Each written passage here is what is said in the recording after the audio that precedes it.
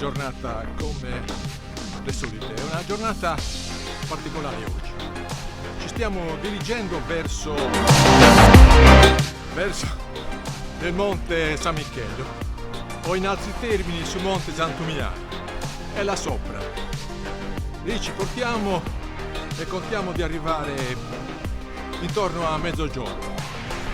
Lì dicono che sì, proprio in sommità della montagna ci fosse una chiesa bizantina, e noi oggi andremo a esplorare eventualmente questa chiesetta.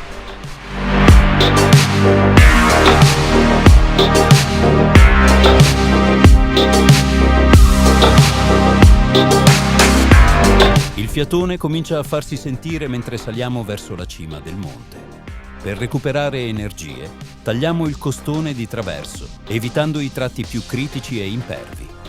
A tratti, la camminata è rallentata dalla fitta macchia mediterranea.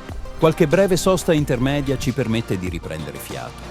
Ci accompagna una splendida giornata primaverile e soleggiata.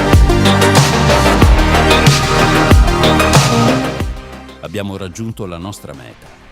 Dinanzi a noi si apre il sito della probabile chiesetta bizantina, della quale udimmo narrare fin dall'infanzia, dai nostri vecchi del paese. Emergono le prime tracce, forse un tratto del muro perimetrale, un manufatto in pietra simile a quello riportato nella fotografia, e numerosi cocci di mattone rosso sparsi qua e là, tra la bassa e fitta vegetazione, che poco concede all'occhio curioso e all'indagine minuta.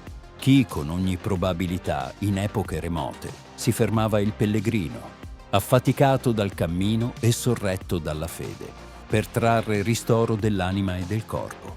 Dalla vetta si apre un panorama ampio e mozzafiato che si perde nell'orizzonte.